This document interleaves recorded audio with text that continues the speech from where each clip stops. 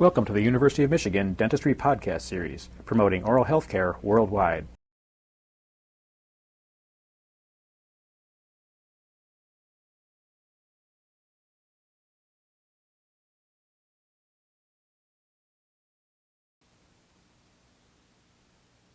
This segment is to review lymphatic tissue and the organs associated with the lymph system. There are the lymph nodes, there's lymph nodules, which are aggregations of diffuse lymphatic tissue, the spleen, and the thymus. Now, also included in this system is the tonsils, and we won't discuss them on this segment. First, I want to talk about the lymph node. The lymph node is surrounded by a capsule. It's very important to recognize this. This distinguishes it from the diffuse lymphatic tissue or the lymph nodules. Now we're going to go to the microscope and look at a lymph node.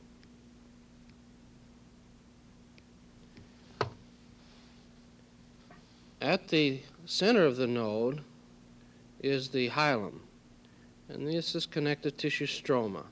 This happens to be where the blood vessels enter and exit from the lymph node and the lymphatics exit. This is connective tissue and vessels, both blood vessels and lymphatics, exiting and entering the node. Now let's look out in the periphery, and you see there's a different kind of tissue out here.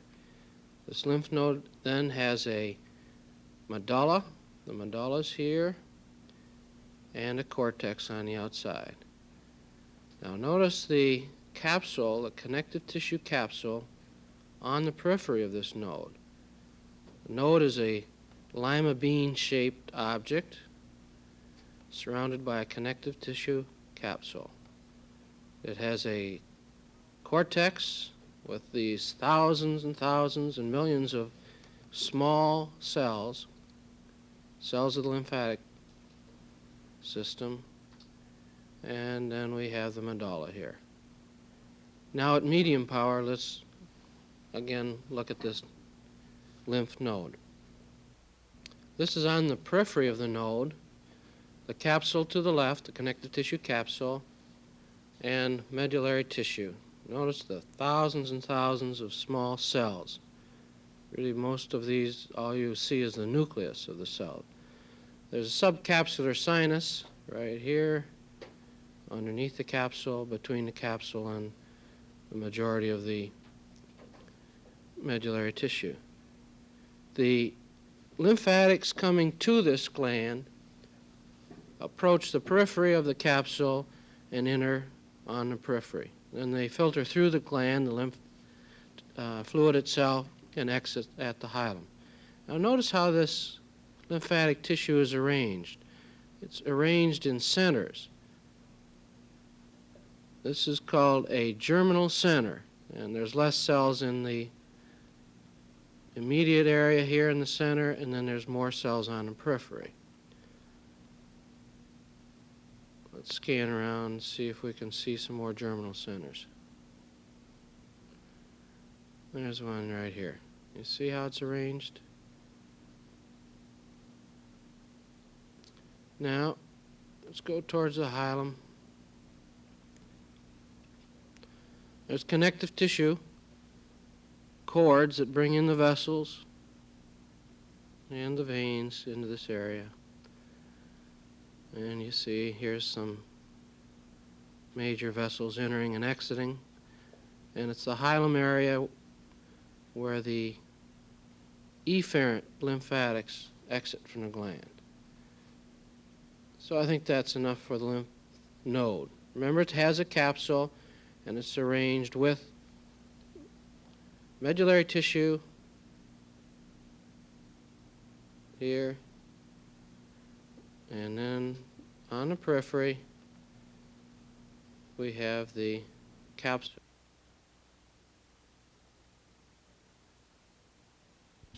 Now the next tissue I want to cover is lymph nodules, or diffuse lymphatic tissue, and that's the same kind of arrangement of the cells, but there's no capsule. So we'll look at that next.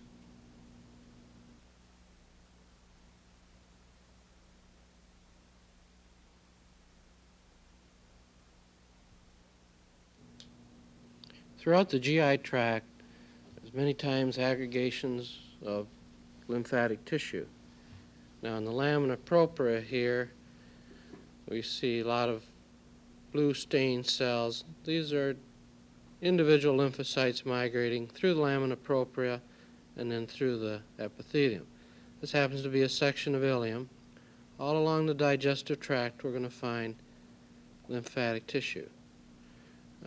Now here, you see in the lamina propria, here's a large aggregation of lymphatic tissue. Now this is a germinal center here to the left. There's no real capsule around here. This happens to be epithelium that's limiting it on the right, and then on the left is, of course, muscularis mucosa. Notice the thousands and thousands of cells found in here. Now in this particular section of the, or portion of the GI tract, the ileum, when we have this diffuse aggregation of lymphatic tissue, we call this Peyer's patches. But we'll find this many places throughout the body. This is a lymph nodule. No capsule, no organization of the connective tissue carrying blood vessels in and out of this area. But you do have germinal centers. Here's one in the center of the field now, and there happens to be another one right here. Okay, that's probably enough to distinguish that particular part of the lymphatic system. Now we'll go to the spleen.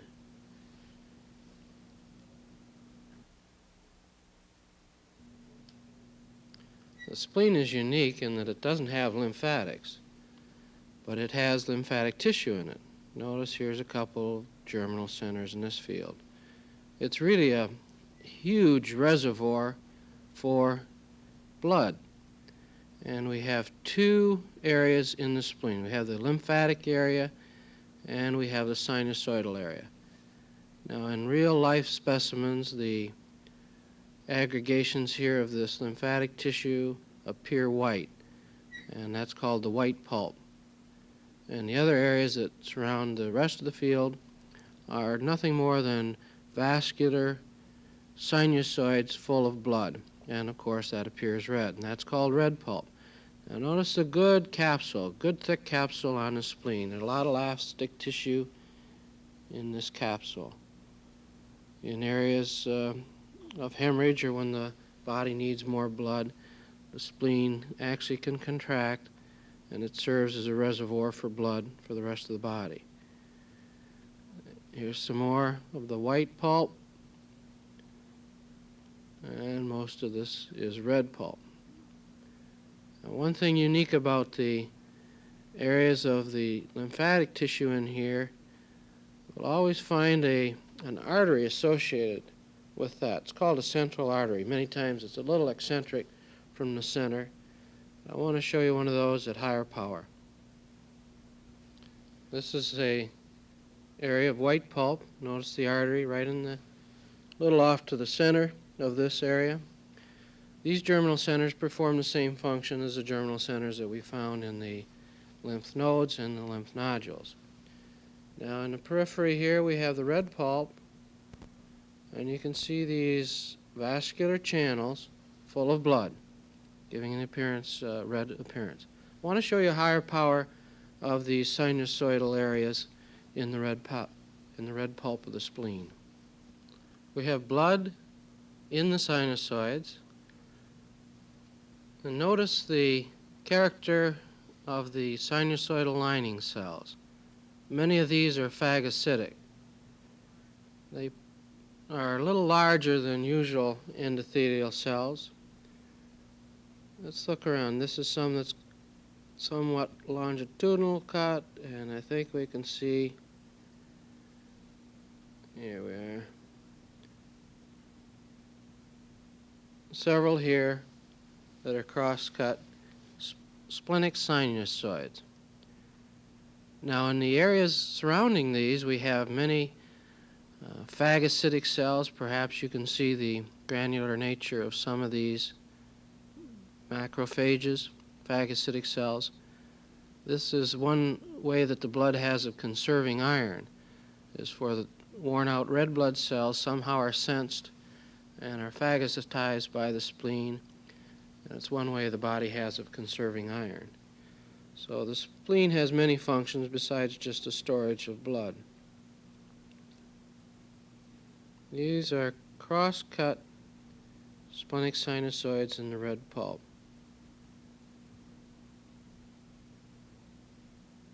Now here you can see many of the macrophages in this particular section. I think we have one more power. It'd be interesting to go up to the next power and see these particular cells. There are several cross-cut sinusoids, actually 4 prominent ones in this field. Notice the lining cells, and then in the center we have 4 or 5 prominent macrophages. You see the engulfed material. Here, here, and here, and here. All over. This is the red pulp of the spleen.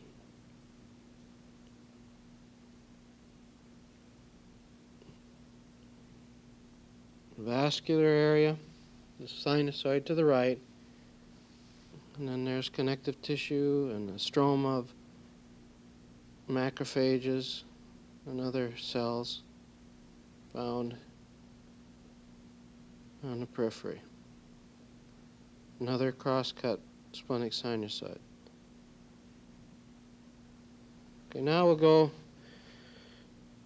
to another section of spleen just to reconfirm the white pulp areas.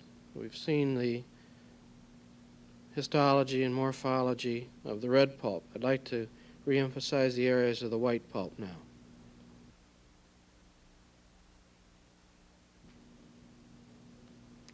The white pulp follows connective tissue trabeculi carrying in major blood vessels. But in the peripheral areas, we have the blood vascular system breaking down into arterioles, as it is here. And this is what's called a central artery. This, of course, is a high power. And all these cells out here are part of the lymphatic series of cells. Small lymphocytes, macrophages, reticular cells. Form the same kind of a cellular function gland. They produce cells, actually, as we find in the lymph nodes and the lymph nodules. This is part of the white pulp of the spleen.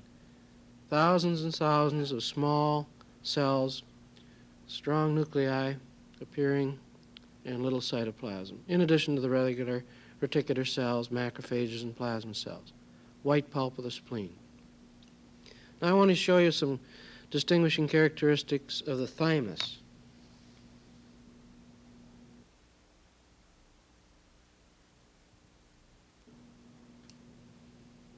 The thymus has a outer cortex and an inner medulla, and the medulla invaginates the cortical areas. Notice the lack of a real strong capsule on the outside here, which distinguishes this immediately from the spleen and the lymph node. Now the light-stained medulla, see now here in this particular section, invaginates the outer cortical areas. So then in cross-cut sections, you'd get sections that would appear such as this, with the medulla in the middle and the cortex on the outside. It's almost like you'd section say a mulberry or strawberry. You'd get this kind of an appearance.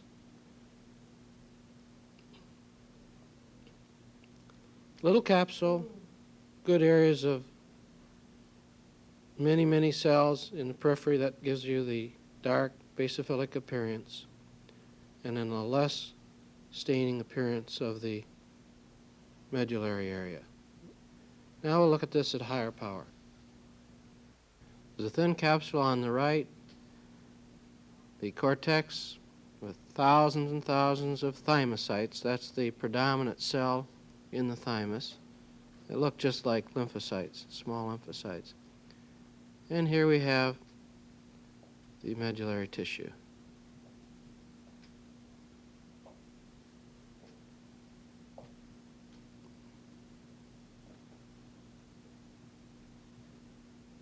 This is medulla here, and then on the periphery, the cortex.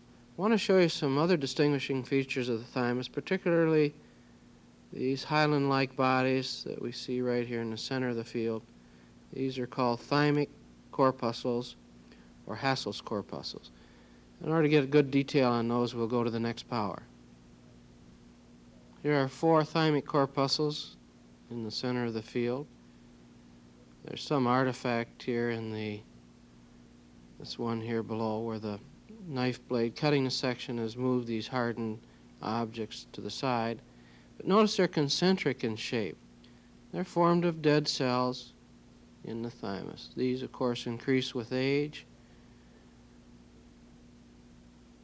There's several. There's a blood vessel to the left, and immediately to the right of it is a concentric appearing thymic corpuscle.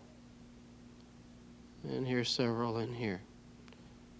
Function of these really is not known. See how they're circular in appearance? This is a unique feature to the thymus. Once you see these, you know you're in the thymus. Here we are, again, seeing the huge numbers of thymic cells. These are thymocytes found in the thymus. This is out now, of course, in the cortex. I want to show you what happens to the thymus with age, because there's some retrogressive changes that take place. The thymus gains more fat and loses the parenchymal tissues, as we're looking at now. I'll show you an involuted thymus of somebody approximately 40 years old in the next slide.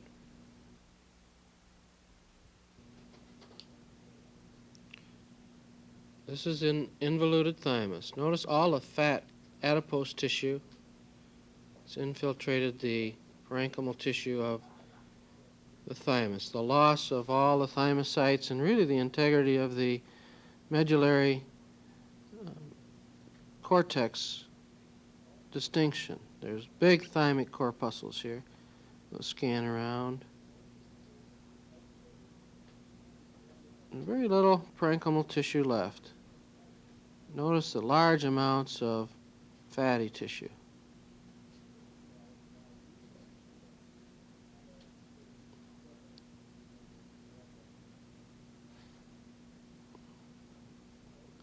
Now that's what an involuted thymus looks like. I'd like to review for you the lymphatic tissues.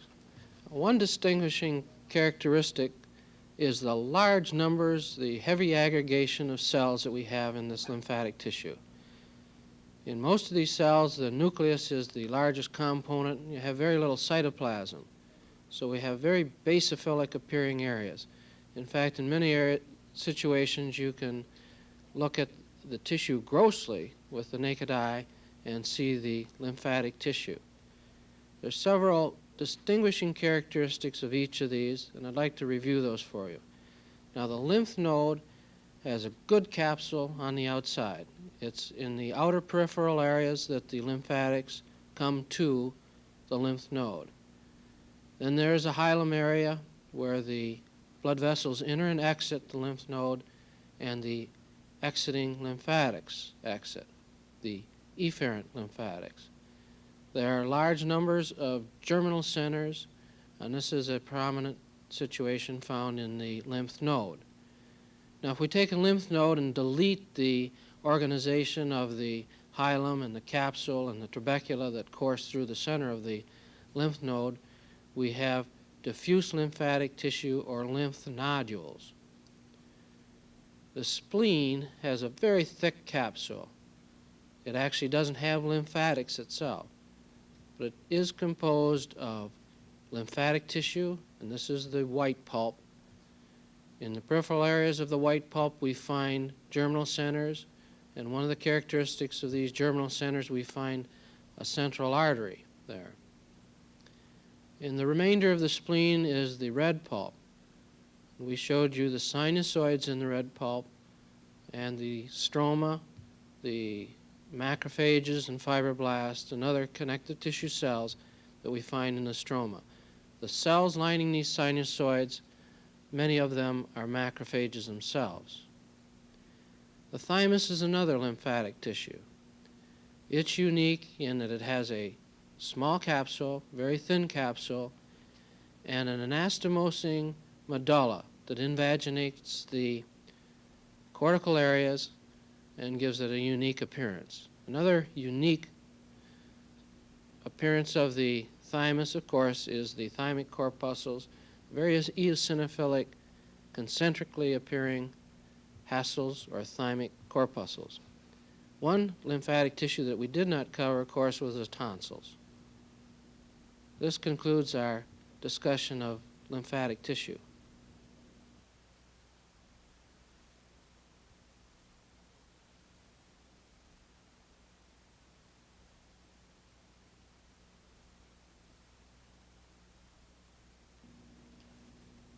I would like to review for you the microscopic appearance of the digestive tract from the pharynx to the colon.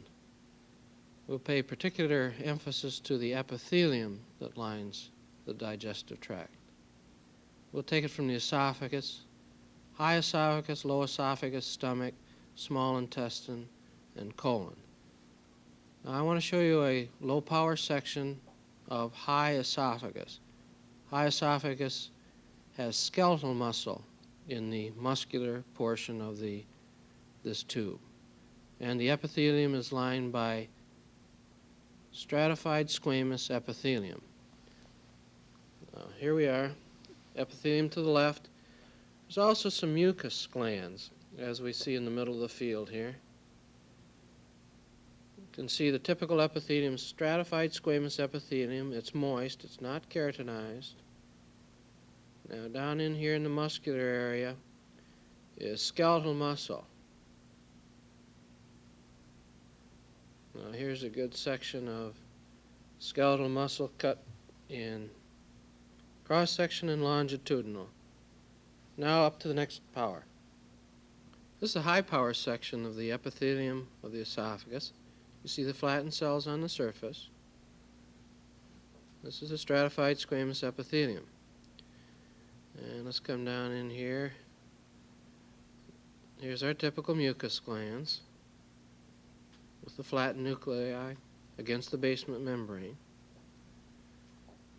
Here's some lymphocytes, a few localized aggregation of lymphocytes. Find that typical throughout the whole digestive tract. And of course, this is skeletal muscle. See the nuclei on the periphery of these groups, these individual fibers. This is cross-cut skeletal muscle. Here's even a better depiction of it here. And then this, of course, is some longitudinal skeletal muscle. I wonder if you can see the cross striations at this power. Or the really longitudinal striations. Well, that's the upper esophagus. Now I'll show you a section of the esophagus as we go further down the digestive tract. It becomes an increased amount of smooth muscle replacing the skeletal muscle.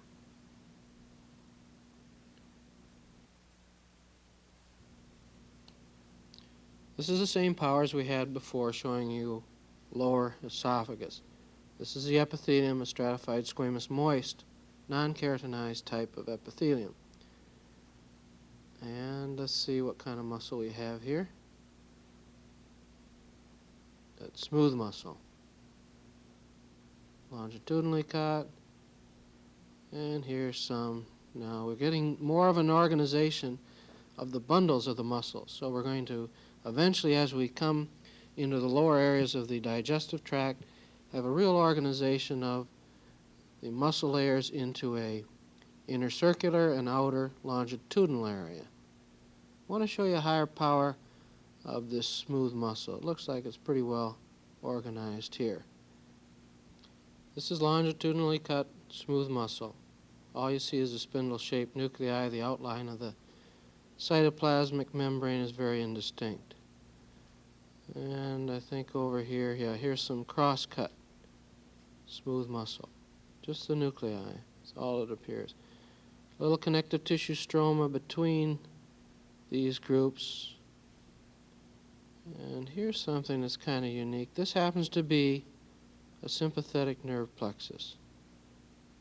And we're going to find these, it's called a myenteric plexus, between the layers of smooth muscle throughout the gut. These large cells are actually autonomic nerve cells. It's found interspersed between the inner circular layer and the outer longitudinal. We'll see that throughout the GI tract. Now on this same slide, we'll go back to the epithelium and actually return to a smaller, lower power, actually. Here's the epithelium. And I want to trace this on to the cardioesophageal junction. There's the free border. This is the esophagus again, stratified squamous epithelium. Notice here's one of these diffuse areas of lymphatic tissue, a lymphatic nodule. All right, now tracing this epithelium, all of a sudden, still stratified squamous, there's some more lymphatic tissue. We have an abrupt change of the epithelium from stratified squamous to one that's a columnar epithelium, and this is typical of the cardiac region of the stomach.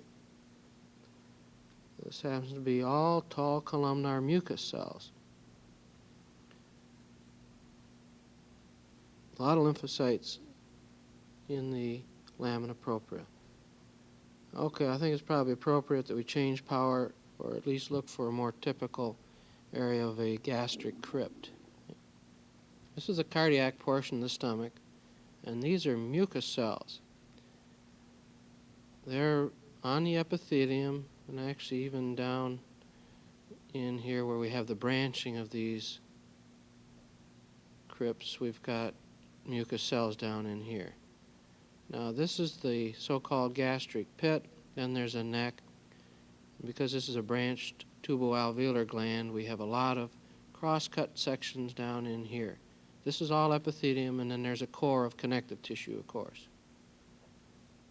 This is a typical epithelium found in the cardiac region of the stomach. See, the pit is only about 1/4 of the way down into that gland. These are glands of the stomach, but they're just epithelium lining the surface of this tissue.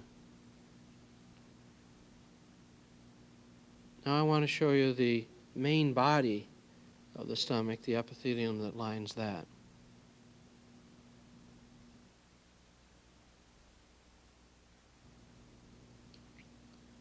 This is in the fundus or body of the stomach.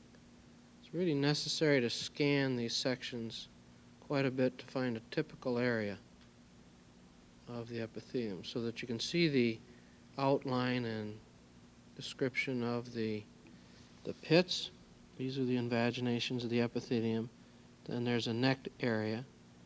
And at this power, I think you can see right in here all the cross-cut sections that you have of the branching of this particular gland.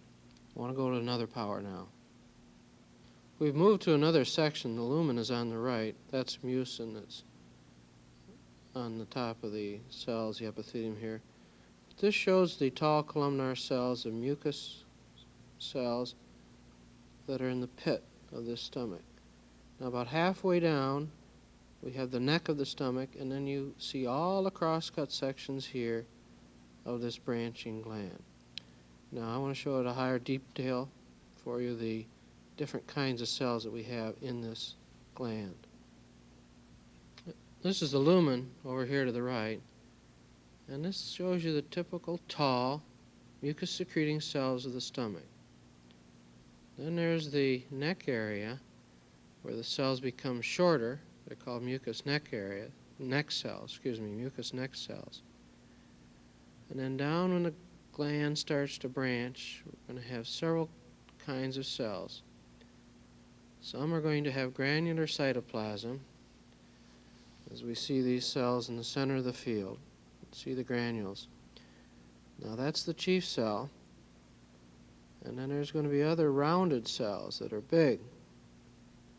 There's some rounded cells there. Those are the parietal cells. So the ones with the granules are the chief cells, and then the ones that are big and round. Here's one here, and here. Let's see if we can find. Oh, here's several. Right in the center. You see the granules in the cytoplasm of these chief cells. Then there's other cells that have intracellular canaliculi, and they're called the parietal cells. The chief cells secrete these zymogen granules, and they contain preformed enzymes. The parietal cells secrete hydrochloric acid.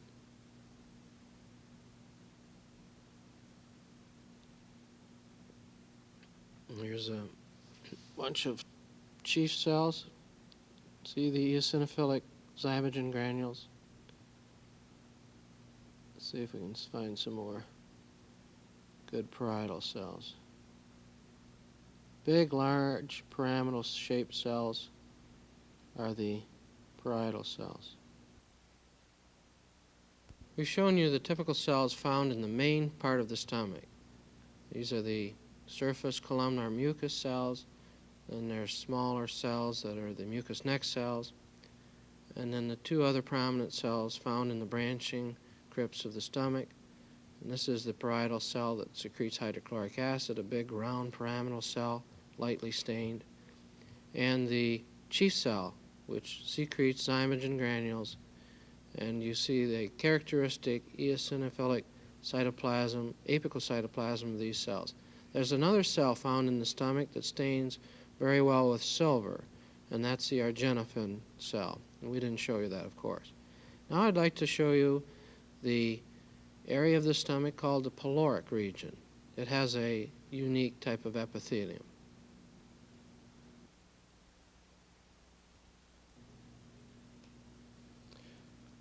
This is the epithelium of the pyloric region. Now the pits are real long here, almost halfway down the epithelium. And then the epithelial cells themselves are all mucin cells. So this distinguishes it, of course, from the main part of the stomach. But the depth of the pit is a characteristic, an important characteristic to distinguish this pyloric region of the stomach. Very briefly, I want to show you the high power of this epithelium. Lumens to the left, and you see the surface epithelium. These are tall columnar cells, the lumens coursing right through the middle of the field. See the lamina propria in here. It's a good place to find plasma cells. Let's trace this long pit, you see, down to here. Now this would be the neck of the gland. You can see how it's branching here. We come down into the crypt area, and you see we still have mucus cells, even down as far as the muscularis mucosa, which is right here. See that smooth muscle? So this is a typical epithelium of the pyloric region of the stomach. Mostly mucin cells. There we are back out to the surface, or the free lumen area. The next thing I want to show you is the duodenum. There's a large bundle of smooth muscle in the pyloric region of the stomach, in muscularis area, and that's the so-called pyloric sphincter, but it's made up of smooth muscle. No need to show that here. Next is the duodenum.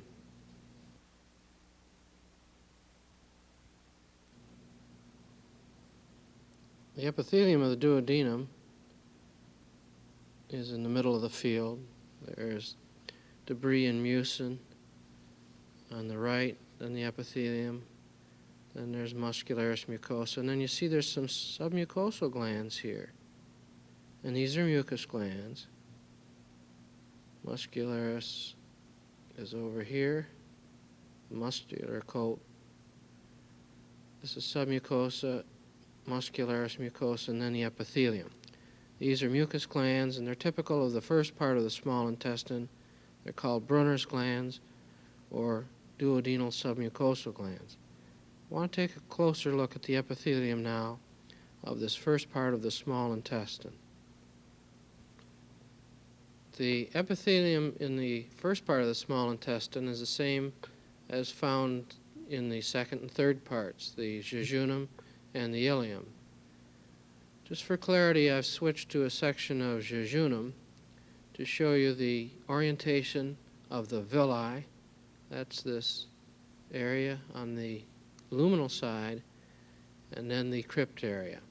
Notice that you don't have the number of cross sections of the crypt area as you do in the stomach. It only branches a few times, the villus and the crypt. This is jejunum. Now the goblet cells are going to increase in number. The surface epithelium is a tall columnar epithelium, and I want to show you a high power of that. This is a villus in the jejunum, has a connective tissue core that carries the vessels in and out of this area. You know that this is an area of high transport of nutrients that pass through the tall columnar cells into the connective tissue area. There's also a blind lymphatic, the so-called lacteal, in that connective tissue. Notice that the cells are tall. It's a simple columnar epithelium, and there's a distinct striated border on the apex.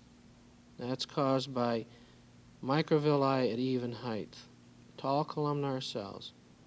They come down in here. Here's the branching into the crypts, and then you have very few cross-cut sections down in this area. To the left of the field, of course, is muscularis mucosa.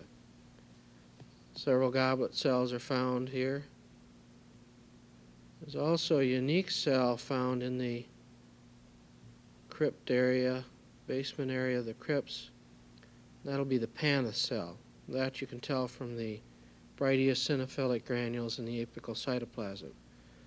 So this is what typical epithelium of the small intestine is like. It's a simple columnar epithelium, and there are numerous goblet cells found throughout.